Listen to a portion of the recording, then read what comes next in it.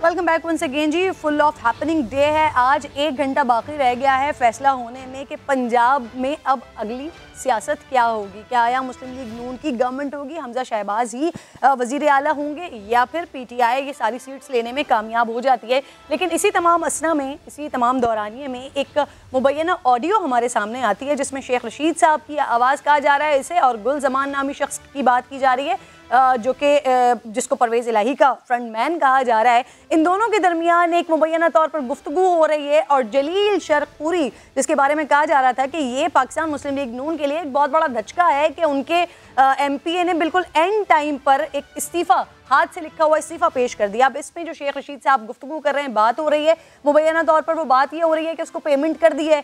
फिर गुलजमान उनको जवाब देता है कि हाँ जी, आपके कहने पर और आपकी बात पर मैंने बीपर भी दे दिया है, बातचीत भी हो गई है, बड़े बड़े दावे भी कर दिए हैं। तो उस पर फिर बात हो रही है। इंशाअल्लाह अल्लाह बेड़ा पार करेगा, अल्लाह करम करेगा। और ये मुबैना ऑडियो है जिसमें शेख रशीद साहब पूछ रहे हैं पेमेंट करने के बारे में कि जलील शर्कपुरी को पेमेंट कर दी गई है या नहीं की गई है। ये बहुत माफ़ कीजिएगा, ये बहुत बड़ा एलिगेशन है।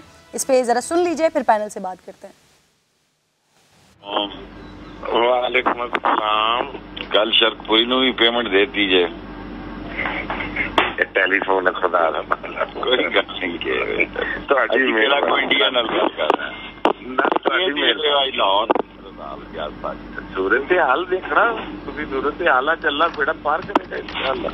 अच्छा हाँ, सारे लोगों ने साडे बिहाफ से राती पेपर दिता है कि इंशाअल्लाह देखा तुसी मेरे बिहाफ से दिता, अल्लाह इंशाअल्लाह करम परदा रखना, अल्लाह देखना। ते हाली तुसी घर ही क्यों निकले नहीं, इलेक्शन है इतना जबरदस्त। अजे ठहर के निकलांगे जे 10 बजे ने, मैं चली पुना ते जो लगे हैं सवेर दे देखो ना। चलो हाँ, खबर देंगे तुम थोड़ी देर बाद इंशाअल्लाह। अल्लाह करम रखेगा, अल्लाह पर्दा रखेगा। ये गुफ्तगू हो रही है मुबैना तौर पर। ये ऑडियो सामने आई है जिसमें अभी थोड़ी देर पहले राना सनाउल्लाह वज़ीर दाखिला प्रेस कॉन्फ्रेंस कर रहे थे, और उन्होंने भी इस बात की तस्दीक की है कि इसके ऊपर इंक्वायरी होगी मुकम्मल तौर पर, और साबित किया जाएगा कि आया ये ऑडियो ओरिजिनल है या जाली है। लेकिन राना सनाउल्लाह साहब कह रहे हैं कि आवाज़ सुनकर और उनको ऐसा महसूस हो रहा है कि जैसे ये शेख रशीद साहब की ही आवाज़ है, वही गुफ्तगू कर रहे हैं। एक बार फिर ज़रा गौर से सुन लीजिए, फिर बात करते हैं इस पर। वालेकुम अस्सलाम। कल शर्कपुरी नूं भी पेमेंट दे दीजिए। टेलीफोन खुदा दा मतलब कोई गल नहीं के ਤੁਹਾਡੀ ਮੇਰਾ ਕੋਈ ਇੰਡੀਆ ਨਾਲ ਗੱਲ ਕਰ ਰਿਹਾ ਨਾ, ਤੁਹਾਡੀ ਮੇਰੇ ਆਈ ਲਾਉਣ सूरत हाल देखना, सूरत हाल चलना बेड़ा पार करेगा इंशाअल्लाह। अच्छा हाँ, सारे लोगों ने साडे बिहाफ से राती पेपर दिता है कि इंशाअल्लाह देखा तुसी मेरे बिहाफ से दिता, अल्लाह इंशाअल्लाह करम परदा रखना, अल्लाह देखना। ते हाली तुसी घर ही क्यों निकले नहीं, इलेक्शन है इतना जबरदस्त। अजे ठहर के निकलांगे जे 10 बजे ने, मैं चली पुना ते जो लगे हैं सवेर दे देखो ना। चलो हाँ, खबर देंगे तुम थोड़ी देर बाद इंशाअल्लाह। नहीं मनीब साहब, बकौल पाकिस्तान तहरीक इंसाफ के, बकौल इमरान खान के, हम इस वक्त हक और सच के साथ है, यानी पीटीआई के साथ है, और उनके खिलाफ इलेक्शन कमीशन भी, उनके खिलाफ मौजूदा हुकूमत भी, उनके खिलाफ इस्टेब्लिशमेंट भी, सब मिलकर उनको हराने की कोशिश कर रहे हैं, सब धांधली कर रहे हैं। और जो ऑडियो हमारे सामने आती है, पीटीआई खुद ये कर रही है। जो शेख रशीद साहब गुफ्तगू कर रहे हैं मुबैना तौर पर, वो कुछ पेमेंट की गुफ्तगू कर रहे हैं, पेमेंट की बात कर रहे हैं। वो आपको याद होगा एक 20 करोड़ की गुफ्तगू भी होती थी। खान साहब बार बार कहते थे कि 20 करोड़ रुपए में ख़रीदा गया है, तो उसके तो आज तक हमें कहीं सबूत कुछ नहीं मिले। लेकिन ये जो ऑडियो सामने आई है कि बहुत बड़ी चार्जशीट होगी पीटीआई के लिए। किरण, ये हलाल धांधली है। एक हलाल धांधली कल भी पीटीआई की तरफ से हो रही थी। एक शख्स गिरफ्तार हुआ है हल्का 168 से। उसने 7000 ID कार्ड खरीद रखे थे, और वो फ़रख हबीब और हाफिज़ फ़रज जो है इनके रहनुमा पीटीआई के, उनके साथ उनकी कन्वर्सेशन पूरी मौजूद है। और बिल्कुल मैं उसको मुबैना इसलिए नहीं कहूँगा कि जो फ़रख हबीब के इस वक्त व्हाट्सएप पे लगी है वही डीपी हमने समा पे वो दिखाई, वही स्क्रीनशॉट सारे दिखाए। वो हलाल धांधली जो है फरूख हबीब साहब और हाफिज फरज साहब उस आबद नामी शख्स के जरिए करवा रहे थे जो गिरफ्तार हो चुका है, जिससे सैकड़ों की तादाद में हल्का 168 के जो है वो शनाख्ती कार्ड जो है वो पकड़े जा चुके हैं। हल्का 168 से मलक असद खोगर नून लीग से और नवाज अवान जो है वो तहरीक इंसाफ से इलेक्शन लड़े और नवाज अवान के गनमैन पकड़े गए कुछ दिन पहले, तो उनमें सरकारी गनमैन पेशावर से आए हुए सरकारी गनमैन वो भी पकड़े जा चुके हैं। जहां तक ऑडियो की बात है, एक ही जवाब आता है पीटीआई की तरफ से कि ऑडियो टेप कौन करता है, ये ऑडियो वीडियो रिकॉर्ड कौन करता है, और जो है ये इसका फ्रांसिक होना चाहिए। आज तक बदकिस्मती से किसी इदारे ने, किसी कोर्ट ने ऑर्डर नहीं किए इन ऑडियो वीडियोस की फ्रांसिक करवाने के लिए। कुछ दिन पहले बुशरा बीबी की ऑडियो आई थी जिसमें वो अपने एक डिजिटल मौक्कल के जरिए, जिसका नाम अरसलान जावेद है, जिनका ताल्लुक सोशल मीडिया की बात हुई है शायद शेख साहब से, क्या बताए जाहिद गिशकोरी? देखिए, जब से ये चीज़ें आ रही थी तो हम स्टूडियो में बैठे हुए थे, मैं उनसे कह रहा था बात करने की कि शेख साहब से पूछा जाए कि ये सही है या मामला क्या है। तो अभी थोड़ी देर पहले शेख रशीद साहब ने बताया है कि ऐसे मजाकिया ही बातचीत हम करते रहते हैं फ़ोन पर मुख्तलिफ लोगों से। एतराफ़ किया तो उन्होंने इस बात का? कुछ उन्होंने रिकॉर्ड किया है, बिल्कुल आवाज़ उन्हीं की है और ये मजाक ही किया है, इसमें कोई हकीकत नहीं है। इस तरह की कोई बात एग्जिस्ट नहीं करती कि कोई पैसा चला है या कोई डील हुई है, पैसा दिया गया। लेकिन ये उन्होंने एतराफ़ कर लिया कि ये ऑडियो उन्हीं की है। आप ये कह रहे हैं ये उन्होंने एतराफ़ कर लिया कि ये उन्हीं की ही ऑडियो है? बिल्कुल, ऑडियो उन्हीं की है और मजाक के तौर पर जिस तरह बातचीत करते रहते हैं मुख्तलिफ जो डेली बेसिस पर राब्ते में लोग होते हैं, ब्रेकिंग न्यूज़ चलाइए जी। हकीकत नहीं है। बिल्कुल ठीक है, बिल्कुल ठीक है। ऑब्वियसली अब उनको इस बात को जस्टिफाई तो करना पड़ेगा। वो कह रहे हैं कि ये हकीकत नहीं है, लेकिन शेख रशीद साहब, जाहिद गिशकोरी साथ ही मौजूद हैं, उनसे गुफ्तगू हुई है और शेख रशीद साहब ने इस ऑडियो की तस्दीक की है। उन्होंने बताया है कि ये उन्हीं की आवाज़ है, लेकिन ऑब्वियसली अब वो इस बात को जस्टिफाई इस तरह से कर रहे हैं कि ये मजाकतन गुफ्तगू हो रही थी और मजाक उन्होंने किया था, लेकिन ये ऑडियो अब तस्दीक हो गई है। तो अब हम इसे कह सकते हैं कि जी शेख रशीद साहब की गुफ्तगू गुलजमान से हो रही है और वो जलील शर्कपुरी को पेमेंट करने के हवाले से इस पूरी ऑडियो में बात कर रहे हैं, जिसकी तस्दीक उन्होंने खुद की है। जाहिद, आप अपनी बात मुकम्मल कर लीजिए। जी देखिए, ज़ाहिर है एज ए रिपोर्टर हम कोशिश करते हैं कि किसी का कोई मीडिया पे या चीज़ें सामने आती हैं तो शेख साहब का फ़ोन काफ़ी देर से इंगेज जा रहा था। मैंने उनको मैसेज किया और कोशिश कर रहा था कि बात करूं, कि उनसे पूछा जाए कि ये बहुत बड़ा इशू है इस पे। तो शेख साहब ने अभी मेरी शार्ट से बात हुई 1 मिनट के लिए, उन्होंने बताया कि ये शायद किसी ने हमारी बातचीत इस तरह की रिकॉर्ड कर ली है, इसमें कोई हकीकत नहीं है कि कोई पैसा चला है या पैसा दिया गया है, लेकिन जो बातचीत ज़रूर हुई है। ये ऑडियो जो है, जो उसकी आवाज़ है, अब ये मालूम नहीं है कि किसी ने मज़ीद डॉक्टरेट किया है या इसको जो रिलीज़ किया गया है एज इट इज़ है, लेकिन बातचीत ज़रूर हुई है। वो ये कंफर्मेशन है उनकी तरफ से कि बात हुई है। लेकिन चले उन्होंने खुद एतराफ़ कर लिया तो आई थिंक सो खालिद साहब फिर तो अब इसके फॉरेंसिक की भी ज़रूरत नहीं है ना, क्योंकि जिस शख्स की ये आवाज़ है वो इस बात का खुद एतराफ़ कर रहे हैं कि ये उन्हीं की आवाज़ है, ये कोई फेक ऑडियो नहीं है। जी ये बिल्कुल दुरुस्त है। और दूसरी जानिब हमारी बात हुई है जो गुलजमान के करीबी ज़राए, गुलजमान जो है वो बुनियादी तौर पे चौधरी वजाहत हुसैन जो कि चौधरी शुजा साहब के छोटे भाई हैं, परवेज़ इलाही साहब के चचाजाद भाई हैं, और इस वक्त वो परवेज़ इलाही साहब के ही कैंप में हैं। गुलजमान उनके करीबी साथी बताए जाते हैं और गुलजमान जो है वो उनके जो करीबी हल्के हैं वो भी इस बात की तस्दीक कर रहे हैं कि ये गुफ्तगू जो है वो तो शेख रशीद से हुई, लेकिन पेमेंट का गुलजमान कहता है कि मुझे कोई पता नहीं है कि किसी को कोई पेमेंट हुई है या नहीं हुई है। अलबत्ता ये जो मजाक के अंदाज में उन्होंने आज वो कह सकते हैं कि मजाक के अंदाज में बात कही है, लेकिन अपनी इस गुफ्तगू के दौरान वो जब आगे से गुलजमान ने एतराज़ किया है तो शेख साहब उसी वक्त कह सकते थे नहीं यार ये तो मैं मजाक कर रहा हूँ, और वो आमतौर पे इसकी वजाहत कर देते हैं। जब उन्होंने इसकी वजाहत नहीं की तो फेस वैल्यू पे इस बात को जो है वो दुरुस्त ही समझा जाएगा।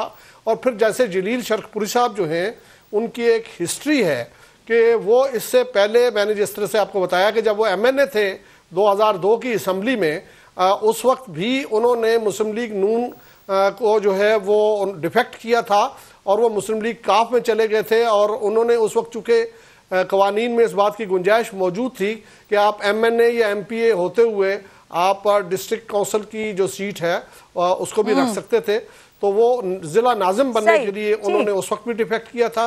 किरण, आई एम सॉरी, एक आप मुझे एक्सप्लेन करने दीजिए। जी जी, बातचीत हुई है इस तरह की सारी, लेकिन जो वीडियो ऑडियो रिलीज की गई है, क्योंकि ये कम्युनिकेशन इतनी शार्ट नहीं थी, इससे ज्यादा की थी, और इस कम्युनिकेशन को जिसको रिलीज किया गया है डॉक्टर हो सकती है, इनके बातचीत का जो दौरानिया है इससे ज्यादा है, इसके पहले का कॉन्टेक्स्ट और होगा, पिछले का कुछ और होगा, क्योंकि मेरी शॉर्ट बात हुई है, बात जरूर हुई है, कंफर्म है, लेकिन मजाक में बात हुई है, आगे पीछे जो बातें की गई हैं उसकी डिटेल का नहीं पता, तो जो डॉक्टर हो सकती है इसकी फोरेंसिक बहुत जरूरी है। लेकिन ये बात, लेकिन सर आज जो सारी सिचुएशन है ना, जलील शेरपुरी साहब ने जो इस्तीफा दे दिया वो मजाक नहीं हुआ। जो आज पंजाब की सारी सिचुएशन है, वहां पर ज़िमनी इलेक्शन हो रहा है, वो ऑब्वियसली मजाक नहीं है।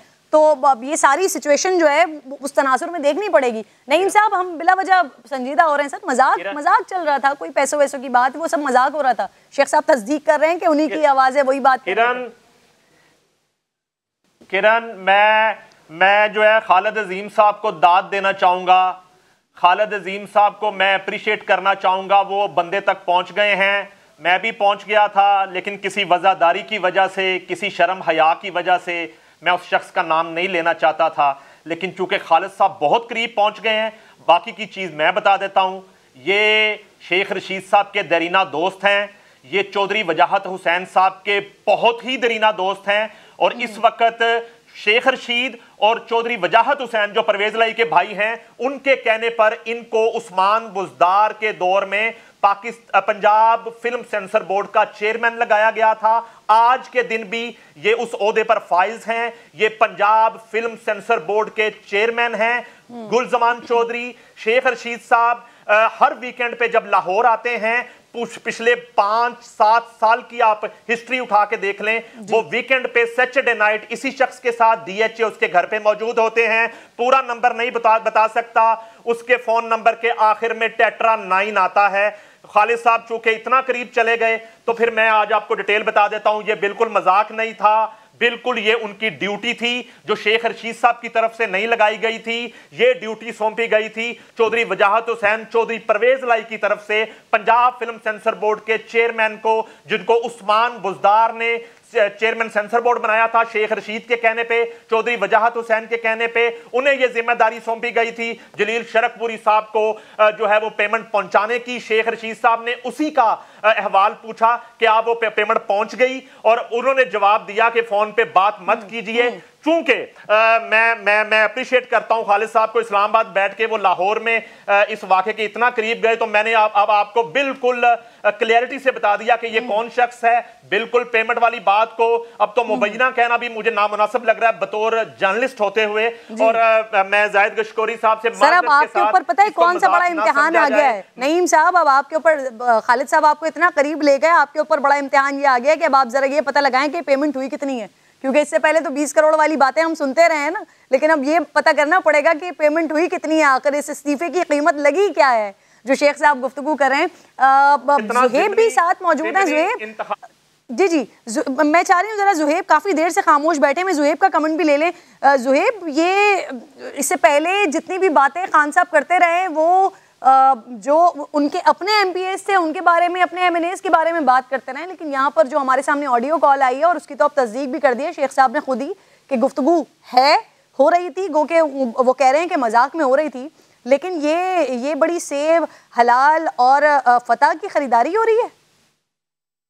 मुझे तो वो याद आ गया जैसे YouTube पे आजकल प्रैंक नहीं करते लोग, प्रैंकस्टर्स जिनसे होते हैं, वो मजाक करके कहते हैं, जब मार पटने लगती है कहते हैं वो मैं तो मजाक कर रहा सी, कैमरे की तरफ देख के हाथ हिला दे कैमरे की तरफ देख के हाथ हिला दे। तो शेख साहब ने वही किया, जो ही जाहिद भाई ने फोन किया उन्होंने कहा मैं मजाक कर रहा सी, मैं तो वैसे ही मैं कह रहा सी, लेकिन उसका जो आगे क्या कहते हैं रिजल्ट निकला वो आप सब ने देखा है कि जिस तरह वो अपने जलील शरकपुरी साहब गए हैं, जाके परवेज राई साहब के साथ बैठे हैं, उससे कुछ अर्सा पहले तस्वीरें थी कि शेख साहब ने मजाक किया, लेकिन जलील शरकपुरी साहब संजीदा हो गए, उन्होंने संजीदा ले लिया सारे मजाक। जमीन उनको बताना भूल गए ना कि मजाक किया था, वो पैसे पता नहीं जो दिए थे वो वापस आएंगे कि नहीं आएंगे। ये हमारे जो ब्यूरो चीफ है नईम हनीफ साहब, वो बता देंगे कि पैसे कितने हैं, वो इतनी सारी बातें उन्होंने आपको बता दी है, तो पैसे भी थोड़ी देर में आपको पता चल जाएंगे। लेकिन आपने वो फिल्म देखी है मिनियंस, जो टीवी पे कार्टून मूवी आई थी? जी, वो एक आंख वाला। उस मिनियंस ना विलन की तलाश में होते हैं, और ये जो हुक्मरान है हमारे, जो सियासतदान है, मोस्टली हमें मिनियन ही समझते हैं। ये हमेशा हमें निजात दहिंदा के पीछे लगा के रखते हैं, और वो समझते हैं हम मऊफ हैं, ऊपर से वो जो कहते जाएंगे हम उसके पीछे भागते जाएंगे। लोग इतने बेवकूफ नहीं है, जो वोटर है वो इतना बेवकूफ नहीं है। ये सारी चीजें सामने आ रही हैं।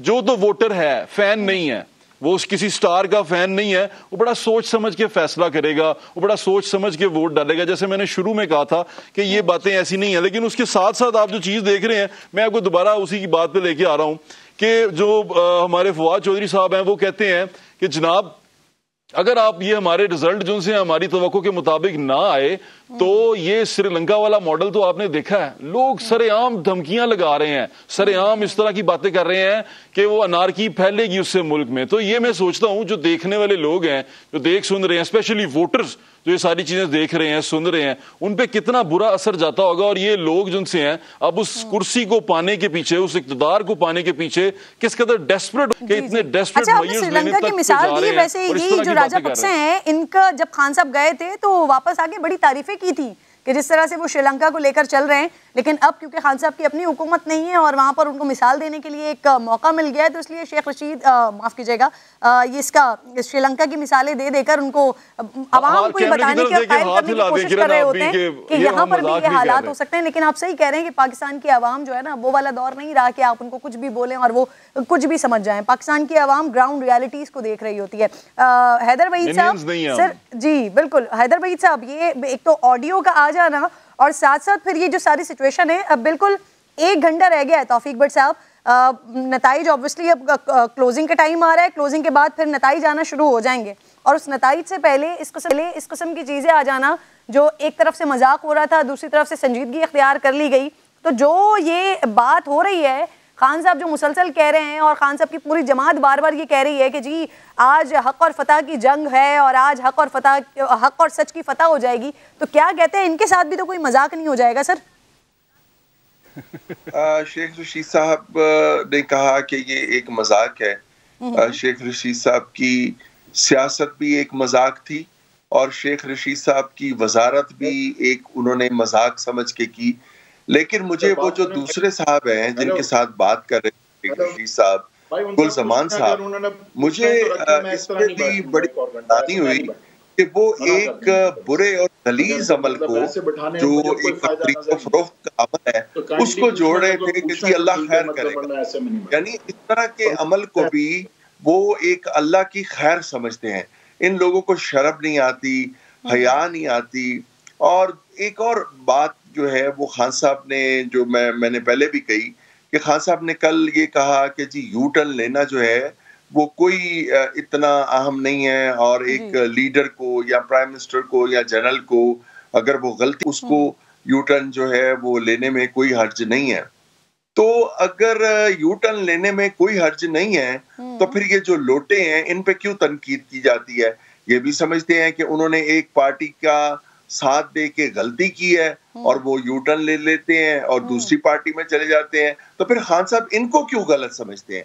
ये भी एक सवाल जो है वो खान साहब से पूछा जाना चाहिए। और सर लोटो से तौबा कर ली थी खान साहब ने, एक बार फिर उन्हीं को ही टिकट दिए गए ना सर, वही लोग हैं जो कि इलेक्शन में कॉन्टेस्ट कर रहे हैं। अच्छा जी, जो शेख रशीद साहब की ऑडियो जिन्होंने खुद इस बात की तस्दीक की है, इस पर जलील शरकपुरी, क्योंकि जो मेन गुफ्तगू का मकसद था वो जलील शरकपुरी साहब ही थे जिनके बारे में बात हो रही थी, तो उनका मौक़िफ़ सामने आया है और वो कह रहे हैं कि कुरान पाक पर हाथ रखकर कह सकता हूँ शेख रशीद साहब 2 नंबर आदमी हैं।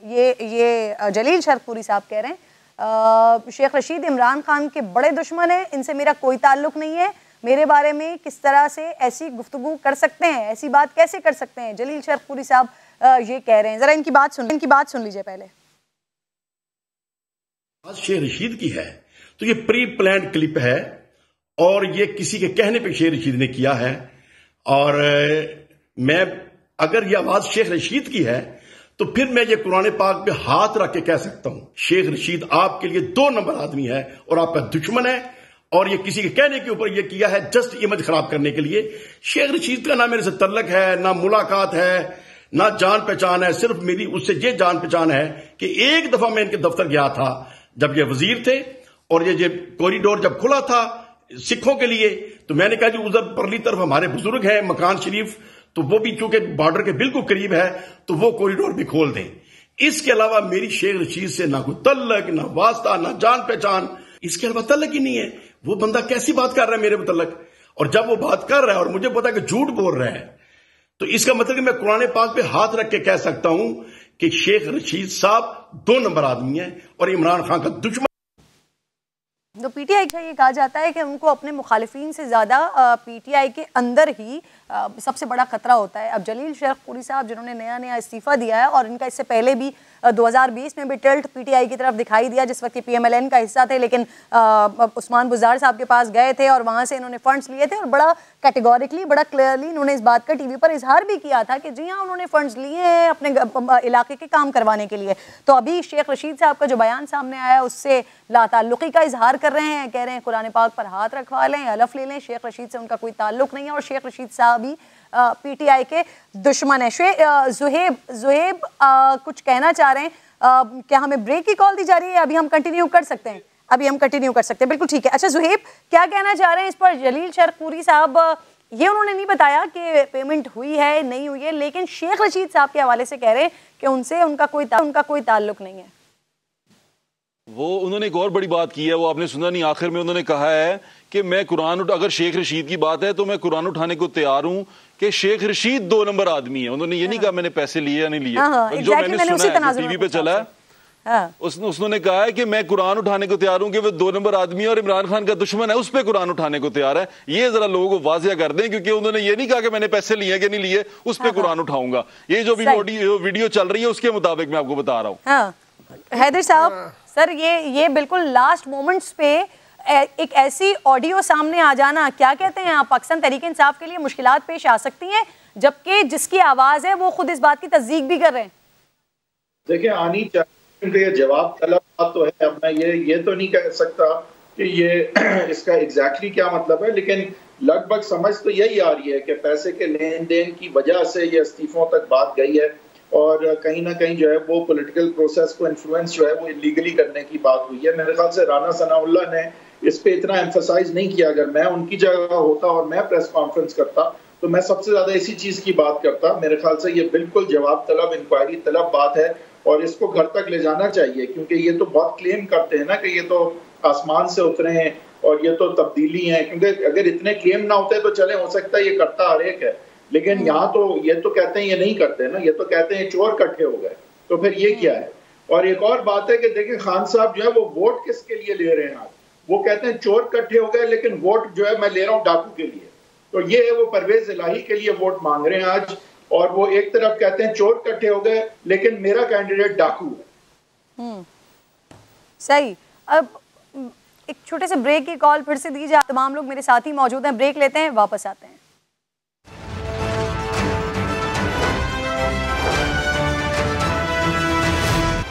वेलकम बैक वंस अगेन जी। Only 20 minutes are left. ये मुकाबला अब जो है इसका अख्ताम होने जा रहा है और हमारे पास भी इस घंटे में थोड़ा कम टाइम बचा है, तो मैं चाह रही हूँ कि क्विकली पैनल की तरफ आऊँ और फौरी तौर पर एक एक कमेंट आप तमाम लोगों से लूँ।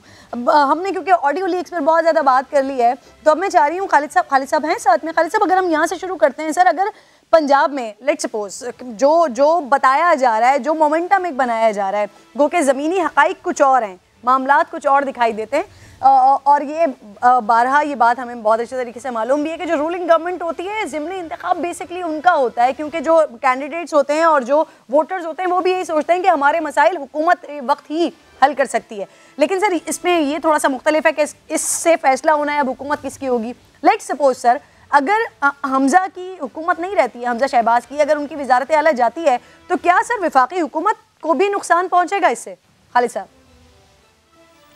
जी देखें, वर्चुअली तो अगर देखा जाए नंबर गेम को देखा जाए तो मरकजी हुकूमत जो है वो भी बिल्कुल आप ये समझ लें कि तवाज़ुन थोड़ा सा है 2 वोटों का, उसमें मुश्किल पेश आ सकती है। लेकिन मुकाबले में जो लोग थे वो इस्तीफे दे के असम्बली से बाहर हैं, उनके वापस आने के बाद हो सकता है कोई इस किस्म का मसला बने, क्योंकि अदरवाइज फिर वो जो सदर वो इख्तियार इस्तेमाल करेंगे कि अब किसी को भी अक्सरियत हासिल नहीं रही, लिहाजा कौमी असम्बली जो है उसको डिज़ाल्व किया जाएगा। ये वाहिद इख्तियार है जो सवाबदीदी इख्तियार जो मौजूदा कॉन्स्टिट्यूशन में सदर के पास है। लेकिन उससे पहले ज़रा एक बात को मैं कहना चाह रहा हूँ, आप ये फरमा रही हैं और ये जनरल तासुर यही दिया जाता है कि जिसकी हुकूमत होती है ज़िमनी इंतखाब वही जीतता है। अगर आप रिसेंट पास्ट की हिस्ट्री देख लें तो उसमें पीटीआई की हुकूमत होते हुए पीटीआई को बेशतर सीटों पे जो ज़िमनी इंतखाब था उसमें शिकस्त का सामना करना पड़ा है। ये हमारे सामने की बात है और बहुत कम ऐसा हुआ है कि उनको जो है वो एज मिला हो। एक साद रफीक साहब की एक सीट जो जिस पे आज भी ज़िमनी इंतखाब हो रहा है वो उन्होंने छोड़ी थी, तो उसमें पीएमएलएन हार गई थी। अदरवाइज कोई साइजेबल कोई ऐसी चीज़ कहीं पे दिखाई नहीं देती। अलबत्ता ये ज़रूर है कि एक वो बयानिए की फतह के तौर पे इसको लिया जाएगा और फिर उसके बाद इमरान खान साहब की जो मूवमेंट है, जो पब्लिक मूवमेंट वो चला रहे हैं, जो जलसे कर रहे हैं और जिसके नतीजे में अल्टीमेटली वो इस्लामाबाद की तरफ मार्च करना चाह रहे हैं, उसको जरूर तकवीयत मिल जाएगी अगर ये इस किस्म का कोई मैं ये और नदीम मलिक साहब एक बड़े मजे की बात कहते हैं इमरान खान को ऑपोजिशन की सियासत बड़ा सूट करती है, वो जलसे जुलूस धरने वगैरह ये इनको बड़ा सूट करता है। अच्छा ज़ुहैब, अगर ये बयानिए पे हम मुसलसल बात करें ना तो बयानिए को देख के तो ऐसा लगता है कि बस पूरे पाकिस्तान में जहां फतह होनी है वहां पीटीआई की फतह होनी है, जो बयानिया जो एक मोमेंटम बनाया जा रहा है। लेकिन अगर मैं परफॉर्मेंस की बुनियाद पर बात करूं तो ये मुझे बताइएगा उस्मान बुज़दार साहब के क्रेडिट पर क्या चीज़ें आपको मिलती हैं कि जिसको देखकर पंजाब में जो 20 हल्कों पर 45 लाख वोटर निकलेगा वो उस्मान बुज़दार साहब के इस काम की वजह से पीटीआई को ये सीट दिलवा देगा? उस्मान बुज़दार साहब के क्रेडिट पे तो ज़िमनी इंतखाब जितने भी इनकी दौरे हुकूमत में हुए वो पीटीआई हारी है, ये उनके क्रेडिट पे ज्यादा बड़ी चीज है अगर आप इंतखाबात की बात कर रही हैं। दूसरी चीज उस्मान बुज़दार साहब के क्रेडिट पे सबसे बड़ी बात जो बयानिए की आपने बात की वो किसी बयानिए में नजर नहीं आए, यानी कि जो इनका वसीम अकरम नाइब कप्तान था, पंजाब का कप्तान था, वो इमरान खान साहब के सिवाय डीजी खान के जलसे के और किसी जलसे में नजर नहीं आया।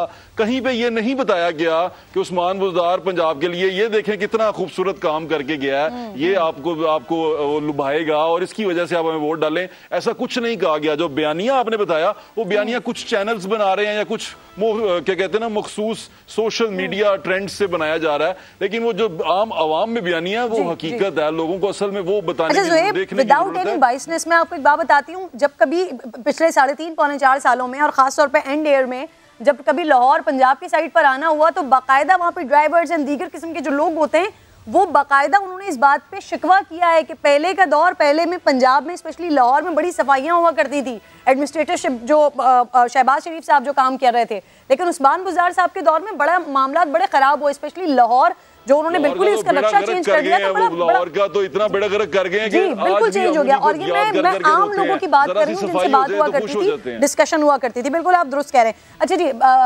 तौफीक भट्ट साहब, सर लास्ट कमेंट कीजिएगा, क्या आपको सिचुएशन लग रही है, क्या बनता हुआ इस वक्त दिखाई दे रहा है? ये ऑडियो लीक्स भी आ गई है, उस्मान बुज़दार साहब के कामों को भी लोग नहीं भूलें वसीम अकरम प्लस से, तो आपको लगता है कि लोग उस्मान बुज़दार साहब को याद करेंगे और फौरी तौर पर पीटीआई को वोट देकर जितवा देंगे सीट्स?